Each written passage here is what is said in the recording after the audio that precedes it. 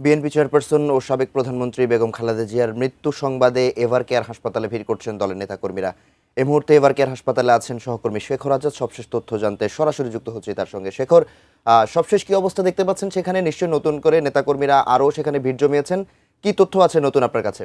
এভারকেয়ার হাসপাতালের সামনে বেগম খালেদা জিয়ার মৃত্যু সংবাদ শোনার পরেই আমরা যেমনটি আগের বুলেটিনে বলছিলাম যে প্রচুর নেতাকর্মীর সমাগম ঘটেছে এবং বিভিন্ন প্রান্ত থেকে, ঢাকা শহরের বিভিন্ন প্রান্ত থেকে তারা মৃত্যু সংবাদ শোনার সাথে সাথে এই এভারকেয়ার হাসপাতালের সামনে জড়ো হয়েছে এবং তারা চোখের পানি ফেলছেন। এবং আপনারা জানেন যে বিএনপির পক্ষ থেকে 7 দিনের শোক ঘোষণা করা হয়েছে। এবং এই মুহূর্তে আরেকটা খবর আপনাকে দিয়ে রাখি। এই মুহূর্তে তারেক রহমান, বিএনপির ভারপ্রাপ্ত চেয়ারম্যান জনাব তারেক রহমান এই মাত্র এভারকেয়ার হাসপাতাল থেকে বের হয়ে গেলেন এবং আপনারা জানেন যে স্থায়ী কমিটির বৈঠক আছে, সেই বৈঠকে অংশগ্রহণ করার জন্য তিনি এইমাত্র বের হয়ে গেলেন। এবং আমরা এখানে অনেক নেতাকর্মী এসেছেন, আমরা তাদের সাথে একটু কথা বলার নিব তাদের বেগম খালেদা জিয়ার মৃত্যুতে তাদের মানসিক অবস্থা একটু আপনার জানার চেষ্টা করব। শেষ পর্যন্ত মহাকালের অবসান কি বলতে চান? দেখুন, দীর্ঘ সংগ্রামী জীবন যিনি এই বাংলাদেশের জন্য যিনি বলেছিলেন যে 56,000 বর্গমাইলের আমার কোনো ঠিকানা নেই, সেই আবসীন নেত্রী আমাদের মহিষী, যাকে আমরা মাতৃগর্ভে ধারণ করলে যেভাবে সন্তান হিসেবে আমরা যেভাবে মাকে ধারণ করতে পারি, এই আদর্শিক মাকে আমরা সন্তানরা সেভাবেই ধারণ করেছিলাম।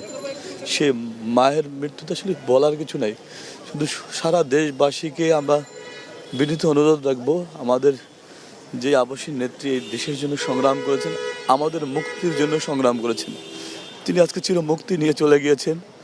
ম্যাক্স, দেশের সবচেয়ে শক্তিশালী 52.5 এনগ্রেডের পিসিসি সিমেন্ট। আমাদেরকে আর তার দেওয়ার কিছু নেই। আমরা যেন সবাই অন্তঃস্থল থেকে কায়মন বাক্যে যেন দোয়া করি, আমাদের মমতাময়ী মাকে যেন আল্লাহ জান্নাতুল ফেরদাউস নসিব করেন। একইভাবে সমগ্র বিশ্ববাসীর কাছে অনুরোধ করব, আমরা এই বাংলাদেশের প্রশ্নে আজকে চলে গেলেন, আমরা দীর্ঘ সময় ধরে ওদের আগ্রহ অপেক্ষা মাকে আবারও সুস্থ হয়ে ফিরে আসবেন। আজকে আর ডাক্তার জানান দিলেন মা আর ফিরবেন না। তো আমরা তার সন্তান আর না জানা ভুল ত্রুটিগুলো যাতে সবাই ক্ষমা করে দেন, সেজন্য ক্ষমা চাচ্ছি। মায়ের জন্য সবাই দোয়া করবেন। আমরা আরো একজন নেতা আসছে, আমরা তার কাছে একটু শুনতে চাই কি বলবেন। নামাজের পরে অনেক কষ্ট। আমি মনে করি বাংলাদেশের পাঞ্জিরি চলে গিয়েছেন। আমি মনে করি বাংলাদেশের আকাশ থেকে একটি ছাতা ছড়ে গিয়েছেন। আমি মনে করি বাংলাদেশের ভ্যানগার্ড চলে গিয়েছেন। আমি মনে করি বাংলাদেশের স্বাধীনতা সর্বোচ্চ স্বার্থের কথা মাথা উঁচু করে কথা বলার লোক চলে গিয়েছেন। আমি তার উনি যে পথ দেখিয়েছেন, এই দেশকে ভালোবাসার পথ, দেশের গণতন্ত্রের আকাঙ্ক্ষা, আমরা সামনে নির্বাচনের মাধ্যমে গণতান্ত্রিক টেকে যখন উঠব, উনি আমাদের মাঝে নাই, কিন্তু আমরা গণতন্ত্রকে অম্লান রাখবো, অক্ষুণ্ণ রাখবো, স্বাধীনতাকে অম্লান রাখবো, অক্ষুণ্ণ রাখবো, সার্বভৌমত্বকে অম্লান রাখবো, অক্ষুণ্ণ রাখবো, এই প্রত্যাশা আমাদের। বিএনপি চেয়ারপারসন বেগম খালেদা জিয়াকে আসলে বিদেশে নেয়ার ব্যাপারে তাকে বলা হয়েছিল যে বিদেশ যায়, তখনও সে রাজি হয়নি, আবার শেষ নিঃশ্বাসও ত্যাগ করলেন এই দেশের মাটিতেই। উনি সবসময় -2 ফর্মুলার সাথে সময় আপনি দেখেন, উনি বলেছিলেন এ দেশ আমার, এ মাটি আমার, এ দেশ ছেড়ে কখনো চলে যাবে না। এই যে আপসহীনভাবে দেশের স্বার্থে, মানুষের অধিকারের স্বার্থে উনি কথা বলেছেন, এই দলের নেত্রী বাংলাদেশে তথা বিশ্বের ইতিহাসে বিরল।